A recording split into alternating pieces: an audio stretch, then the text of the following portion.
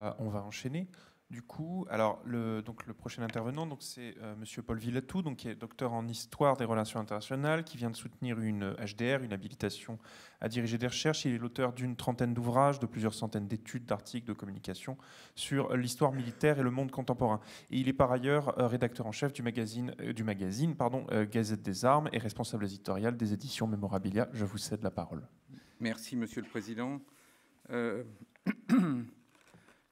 Je crois que la meilleure façon de... Alors, je vais peut-être faire une petite introduction. Il se trouve que l'année dernière, dans le cadre du colloque qu'avait organisé Thierry Batman, donc à la mairie du 11e, j'avais eu l'occasion, première fois, d'évoquer le sort des prisonniers. Et je l'avais fait de manière générale, en évoquant plus particulièrement la fameuse affaire Boudarel et notamment le besoin de reconnaissance des prisonniers. Donc, quand Thierry Batman m'a proposé de traiter le sujet spécifiquement sur Dien Bien Phu, évidemment, j'ai voulu prendre un tour différent et surtout, je ne reviendrai pas sur ce que j'ai dit l'an dernier, sur toute l'affaire Boudarel, sur la rééducation politique, etc. Donc, c'est vraiment une communication tout à fait différente. Et peut-être pour commencer cette communication, peut-être que la meilleure chose, c'est de commencer par une image, une simple image.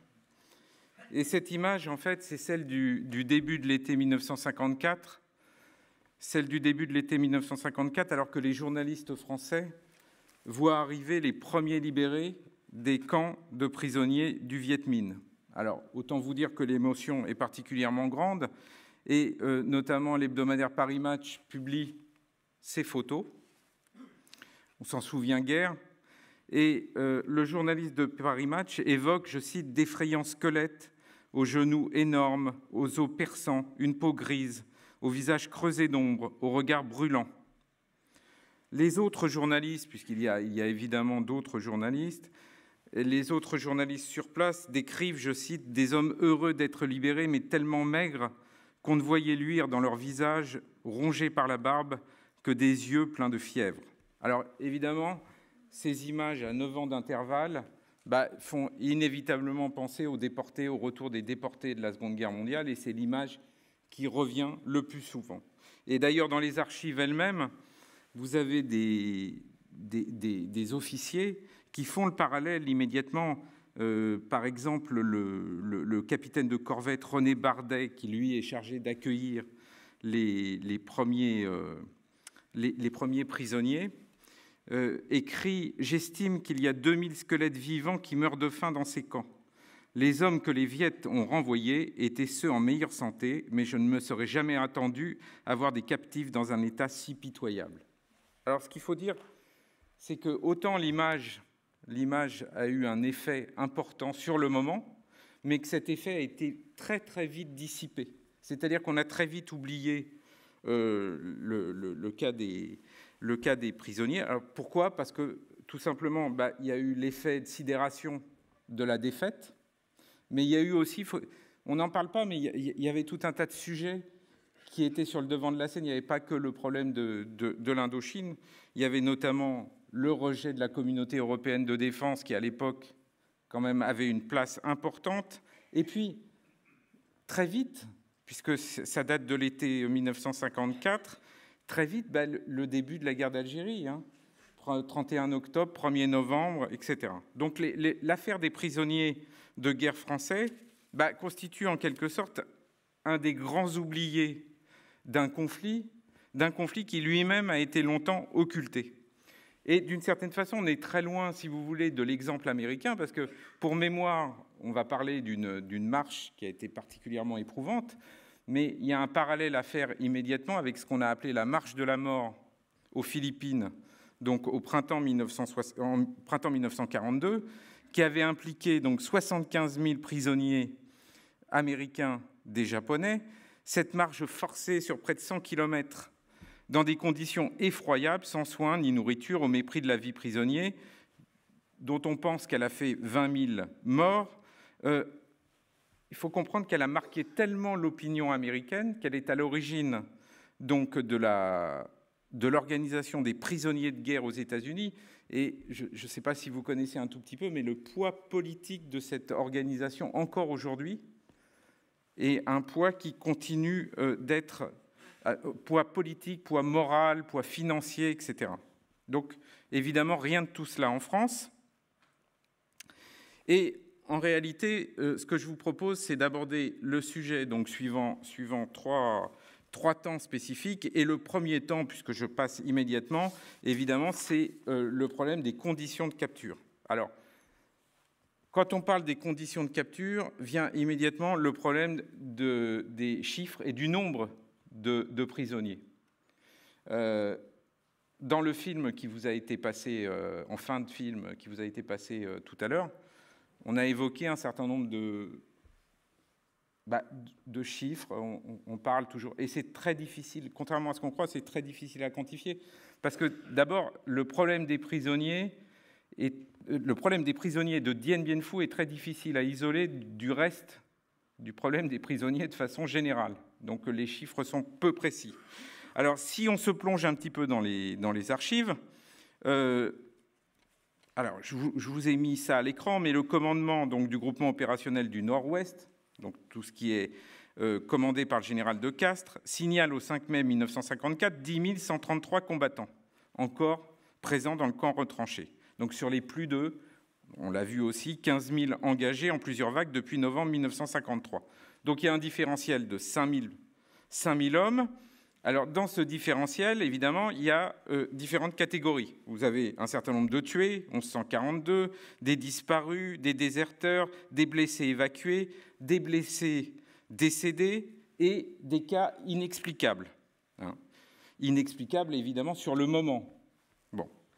Et sur ce total donc, de 10 133 hommes, alors il y en a un certain nombre qui ont déjà été évacués pour des raisons sanitaires, ce qui donnerait donc un total de 9 275 hommes faits prisonniers au soir du 7 mai. Mais en fait, les chiffres sont moins précis que ça, parce qu'il faut ajouter donc, à ces prisonniers ceux qui ont été faits prisonniers au cours du mois de mars, au cours du mois de tous les combats du mois d'avril, et ceux faits prisonniers au cours des premiers jours du mois de mai. Par ailleurs, les fameux, c'est toujours le problème des fameux 1606 disparus.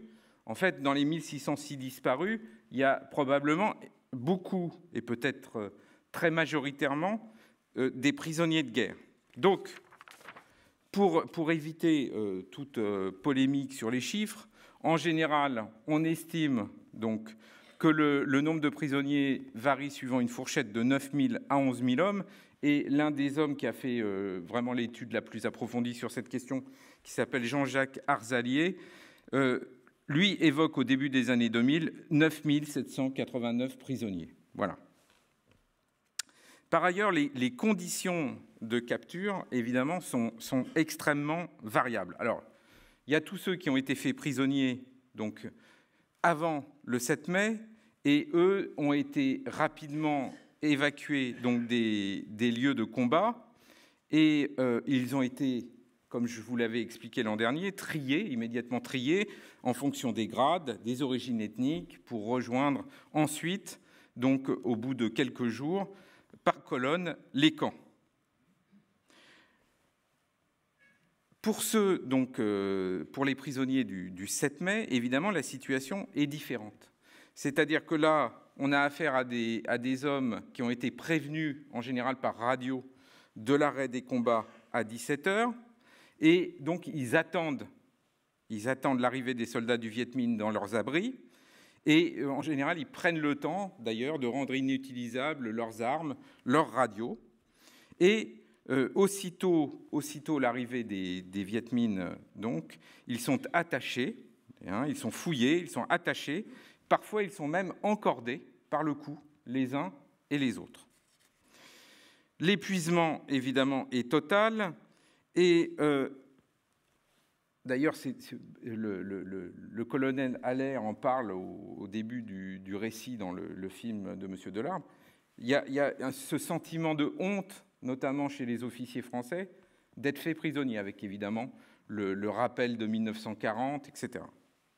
Alors, ce qui est important, c'est les scènes initiales qui vont marquer véritablement l'imaginaire, et les scènes initiales de regroupement qui sont dues au cinéaste, dont M. Delard parle également dans son film, au cinéaste personnel de Staline, donc Roman Karmen, qui avait notamment, qui s'était expérimenté sur Stalingrad, avec des longs travelling, et puis surtout cette caractéristique du défilé, hein, du défilé en S,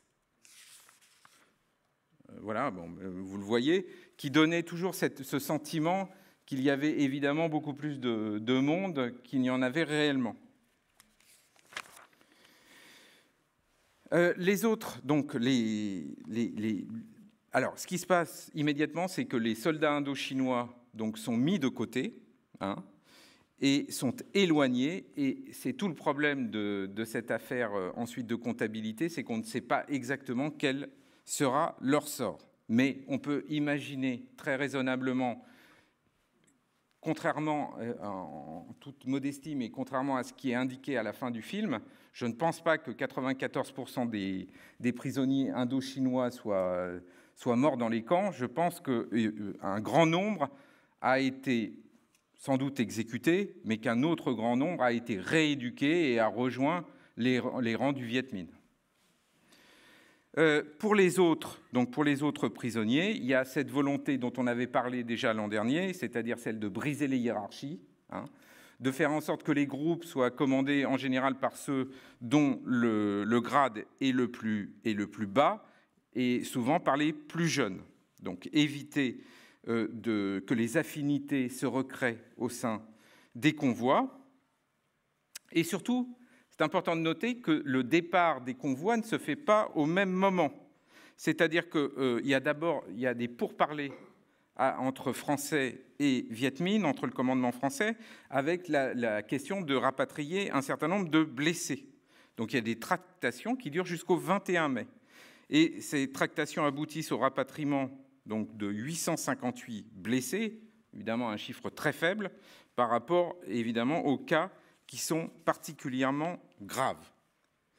Alors ensuite, chaque convoi donc, est divisé en une quinzaine de groupes de 40 à 50 prisonniers, et les derniers donc, qui quittent Dien Bien Phu le quittent à la fin du mois de mai 1954. Alors, quel que soit le moment du départ, tous les groupes sont contraints, et ça tous les témoignages le montrent, sont contraints à une marche forcée. Alors cette marche peut être de 600, 700, 800 km, donc marche qui doit les conduire au camp, mais ces 600, 700, 800 km souvent sont illusoires. C'est-à-dire que le camp peut être éloigné de 200 km et pendant tout un certain temps, il tourne en rond sur le même endroit, et en fait, ils n'en font que 300. Beaucoup, évidemment, sont blessés, fortement marqués par le siège de Dien Bien Phu. Alors, il y a l'épuisement, la dysenterie, la déshydratation, l'infection rapide des plaies, ça encore, le colonel Allaire en parle, évidemment, et tout ça entraîne la mort d'une partie très importante du contingent.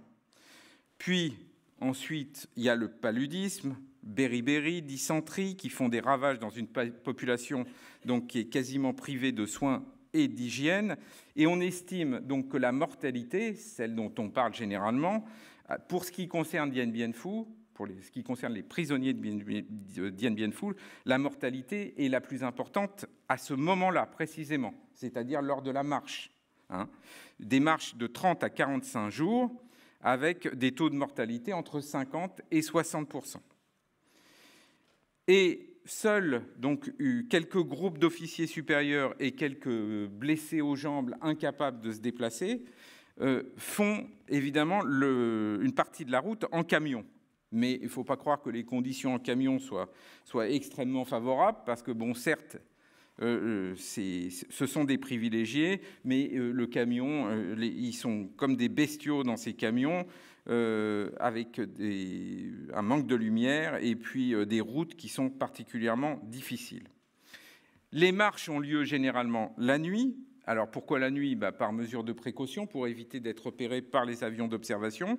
Et les quelques marches de jour se font souvent... Alors, il y a un témoin, le caporal chef Briard du 8e bataillon de parachutistes coloniaux qui dit « Il mettait un camion des bonshommes, c'est-à-dire que lorsqu'il y avait des avions, parce que nous avions eu l'occasion de voir des avions de l'aéronavale qui nous survolaient et qui ne pouvaient pas bombarder, ils ne pouvaient rien faire parce que nous étions entre deux camions. » Donc l'aviation, évidemment, ne peut pas agir puisque les prisonniers sont sous la protection des camions. Le quotidien, véritablement, des marches nous est connu par des récits qui sont très nombreux aujourd'hui, et récits qui ont des constantes. Alors, parmi ces constantes, évidemment, les conditions géographiques extrêmement rigoureuses, des pistes sommaires, un territoire de jungle, de montagne, des pluies incessantes. L'un des prisonniers, Yves Chabrier, évoque une marche de 42 jours, dont 37 de pluie. Et souvent, évidemment, ces conditions font que les chaussures rendent l'âme très rapidement, ne résistent pas à cet usage intensif, mais parfois même, ces chaussures sont confisquées par les geôliers pour éviter les évasions. Donc, dans ce contexte, les prisonniers les plus graves sont évidemment les premiers à succomber. Dès les premiers jours, il n'y a plus de grands blessés. Et puis ensuite, les malades, les valides épuisés, ceux victimes de dysenterie, de paludisme, de typhus de brousse, qui ne peuvent plus marcher et qui sont portés jusqu'à la limite de leur force par leurs camarades. Alors, ceux-là, en général, sont abandonnés sur le bord des routes, notamment sur ordre du Viet Minh, pour rejoindre un hypothétique camp hôpital. Et de cela, évidemment, les survivants n'entendront plus jamais parler. Donc chaque jour, les colonnes s'amenuisent et le trajet suit un certain nombre d'étapes, d'étapes qui se trouvent à des distances très irrégulières. Alors parfois, on marche 10-12 heures d'affilée dans la journée, parfois 2 heures, et avec des pauses déjeuner quotidiennes, la ration de riz, 400 grammes par jour avec un peu de sel. Et le problème de cette ration de riz, évidemment, c'est de la faire cuire. Alors pourquoi problème de la faire cuire? Parce que, en effet, les prisonniers transportent des chaudrons, mais ces chaudrons, en général, ont des trous à l'intérieur, percés, donc ils sont inutilisables, mais il faut quand même les transporter. Donc ils utilisent tout ce qu'ils ont, s'ils ont un casque lourd, une boîte de conserve, etc., avec la difficulté également d'allumer des feux sans bois sec et sous une pluie quasiment incessante. Enfin, donc, quand ces convois traversent un village, en général, les commissaires politiques arrivent en éléments précurseurs dans ce village et agitent la population qui a été conditionnée pour haranguer les convois de prisonniers et pour les couvrir de crachats. Alors, dans ce contexte, eh bien, il y a des affinités qui se créent ou se recréent au sein des groupes. Et c'est finalement cette solidarité donc, qui s'exprime au quotidien qui va permettre à un grand nombre de survivre. Alors, par exemple, je vais vous citer le témoignage de Pierre Mouty, qui était maréchal des logis au 4e régiment d'artillerie coloniale, et qui rapporte tout le long du parcours, on marchait ensemble. Quand il rappelle le trajet qu'il a fait avec l'un de ses camarades. Tout le long du parcours, on marchait ensemble. Quand il avait le sommeil, je le prenais comme ça sur moi, autour du cou. Je l'amenais avec moi pendant 500 mètres, 800 mètres, 1 kilomètre. Il dormait sur mon épaule, parce que c'est bizarre, vous marchez, vous dormez. Quand c'est moi qui avais sommeil et que j'étais très fatigué, c'est lui qui me prenait sur son épaule, il marchait, je dormais.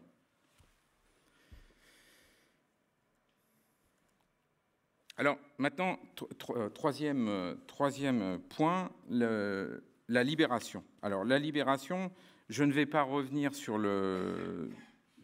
l'endoctrinement donc au sein des camps, sinon pour dire que évidemment cet endoctrinement a été beaucoup plus court pour les prisonniers de Dien Bien Phu que pour les autres qui avaient été évidemment faits prisonniers plusieurs mois, sinon plusieurs années auparavant, mais peut-être dire un mot sur le fait que le soulagement d'arriver au camp, et ça encore une fois le colonel Allaire en parle, ce soulagement est évidemment de courte durée et souvent il est trompeur, c'est-à-dire qu'après avoir marché comme ça pendant 800 kilomètres, souvent le fait d'arriver au camp, de se reposer, etc., fait que vous succombez brutalement à vos blessures ou à la maladie que vous avez contractée. Mais si on s'intéresse donc à la libération des prisonniers de Dien Bien Phu, se pose la question d'isoler ces libérations du cadre évidemment plus large de la grande vague de libération, donc tout au long de l'été 54, mais grande vague qui s'échelonne jusqu'à la fin du mois d'octobre 54. Donc ce sont les accords de Genève du 21 juillet 54 qui fixent les conditions dans lesquelles doivent être effectuées les opérations d'échange des otages et prisonniers des deux parties. Donc, mais si les Français sont pressés, évidemment, de récupérer leurs prisonniers, les autorités de la République démocratique du Vietnam, donc, eux ne sont pas pressés et surtout éprouvent les pires difficultés à recenser, à regrouper et surtout à remettre en conditions physiques acceptables pour la presse, pour les photographes, les prisonniers. Et la nouvelle donc, de la signature des accords de Genève se propage de camp en camp. Et souvent, pendant plusieurs semaines, ils sont déplacés de village en village et ils subissent de nouveaux interrogatoires. Et certains, qui se sont accrochés à la vie pendant pratiquement 4 mois, vont mourir sur le bateau qui les ramène dans les lignes françaises. Et d'une manière générale, donc les échanges se font sur l'embarcadère de Vietri, qui est le poste français le plus proche de la zone contrôlée par le Viet Minh et où se trouvent la plupart des camps. Alors, évidemment, on l'a vu aussi dans les images du film ce matin, il y a une véritable mise en scène. C'est comme ça, d'ailleurs, qu'on a toutes ces vidéos, ces photos, etc. Mise en scène visant, évidemment, à rendre les prisonniers présentables. Ensuite, les hommes sont pris en charge au sein des unités de transit, des hôpitaux, des centres d'accueil, de repos. Ils sont repris en main. Alors évidemment, il y a les unités médicales, telles le centre de repos de Nha Trang, donc, qui ont pour tâche à la fois de les soigner, mais de les désintoxiquer. Et évidemment, ils sont débriefés par les membres de l'Office du prisonnier, les affaires musulmanes, la sécurité militaire, etc. Et vient le problème des chiffres eux-mêmes, c'est-à-dire qu'à l'approche de la fin des échanges, les autorités françaises, évidemment, se rendent compte que le nombre de prisonniers rendus est très inférieur à celui qu'elle était en droit d'espérer. Alors, pour vous donner un chiffre, c'est qu'à la mi-octobre 1954, ce nombre est de 9 327 personnels rendus en exécution des accords de Genève sur les 16 429 prisonniers et disparus recensés, Dien Bien Phu compris. Et dans ce décompte, pour isoler Dien Bien Phu, c'est extrêmement difficile. Simplement, si on se fie aux analyses tout à fait fines et qui ont été faites à partir des archives donc, de Jean-Jacques Arzalier, les officiers, une grande partie des sous-officiers faits prisonniers à Bien Phu ont été majoritairement libérés, puisqu'on a un taux de perte pour les officiers de 5,4% et pour les sous-officiers de 17,6%. Ça ne veut pas dire qu'il n'y a pas des exemples locaux qui sont particulièrement frappants. La première compagnie du 2e REI a perdu 75% de ses officiers, considérable. Donc, c'est majoritairement les hommes de troupe qui ont connu la plus forte mortalité. Et le chiffre le plus couramment admis, faute de trouver quelque chose de plus précis, est de 3 000 prisonniers de guerre de Dien Bien Phu rendus entre fin août et début septembre 1954, ce qui supposerait plus de 6 000 hommes morts en captivité. Alors, sur ces 6 000 hommes, il y a évidemment les 3 300 autochtones, dont on ignore pour la majorité la situation. Ont-ils été tués? Ont-ils été intégrés dans les rangs de l'armée populaire du Vietnam? Pour les hospitalisations, évidemment, les chiffres sont beaucoup plus précis, puisqu'on a les relevés d'hospitalisation. Donc on sait que 57% des prisonniers libérés à l'été 1954 ont dû être hospitalisés. Et dans son rapport de 1954, le médecin commandant Martin Lassure, on peut affirmer que tout prisonnier libéré est un paludéen, un amibien, un carencé, un polyparasité. Alors pour conclure, donc quelques mots juste sur le devenir de ces hommes. À peu près tous les témoignages sont d'accord pour dire que l'accueil des prisonniers en Indochine, notamment à Hanoï puis après à Saïgon, a été chaleureux. C'est évidemment le retour en métropole qui s'est avéré plus compliqué. Accueil froid, teinté d'indifférence, de désintérêt. Il faut se souvenir quand même qu'à l'époque, les rapatriés d'Indochine étaient pris en charge immédiatement par les CRS à la sortie du bateau. Comme je l'ai dit en introduction, l'opinion publique s'est, quant à elle, à peu près désintéressée de leur sort aussitôt les premières images publiées. Et les retours dans les unités militaires n'ont pas été aussi simples qu'on pourrait le croire. Certains qui nécessitaient encore des soins ont été placés en quarantaine dans un centre de repos à Aguet, près de Fréjus. Les autres ont été le plus souvent fondus dans la masse, afin évidemment de les invisibiliser et éviter que soit réouverte la plaie béante de Dien Bien Phu. Enfin, l'expérience des camps a marqué nombre d'entre eux, pour lesquels la poursuite d'une carrière militaire n'allait plus de soi. Alors beaucoup, encore une fois, on ne dispose pas de statistiques précises, ça serait intéressant d'essayer d'en faire, quittent l'armée dans les 3 ans qui suivent leur retour. Les ex-prisonniers originaires d'Afrique du Nord ou appartenant à la Légion font évidemment l'objet d'une attention particulière.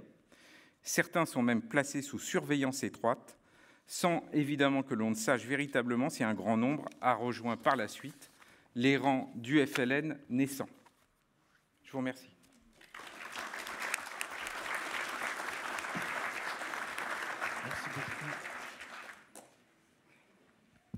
Merci beaucoup, Monsieur Villatou. Alors, comme toujours, est-ce qu'il y a des questions? Une, vous. Pas vous, alors.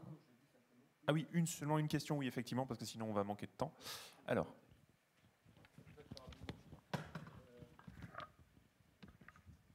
J'imagine, mais on n'en a pas la possibilité, bien sûr, mais que ce dont on parle beaucoup aujourd'hui, le syndrome du stress post-traumatique, a dû être particulièrement vivace et important dans cette population.